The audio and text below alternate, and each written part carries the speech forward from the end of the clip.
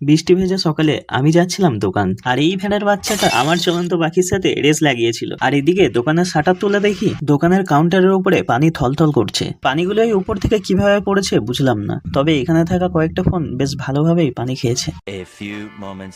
তো দোকান বন্ধ করে আমি এখন যাচ্ছি বাড়ি। পাড়াতে এসে দেখি পাড়ার চাঙের এই অবস্থা। তো চলো এখন এটাই পরিষ্কার করে নিই। এক বালতি পানি এনে ভালোভাবে ঝাড়ু মেরে পরিষ্কার করে ফেললাম। আমার মন যেমন পরিষ্কার তেমনি চাংটাকেও পরিষ্কার করে ফেললাম।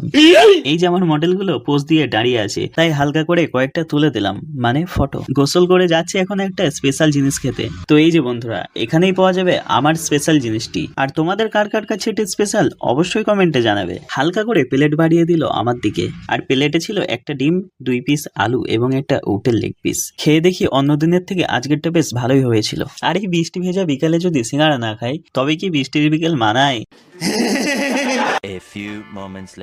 এ কি দেখছি বন্ধুরা, পুকুরের মাছ আজকাল রাস্তায় ঘুরে বেড়াচ্ছে, আর রাস্তার মানুষদেরকে খাল বিলে খুঁজে বেড়াচ্ছে।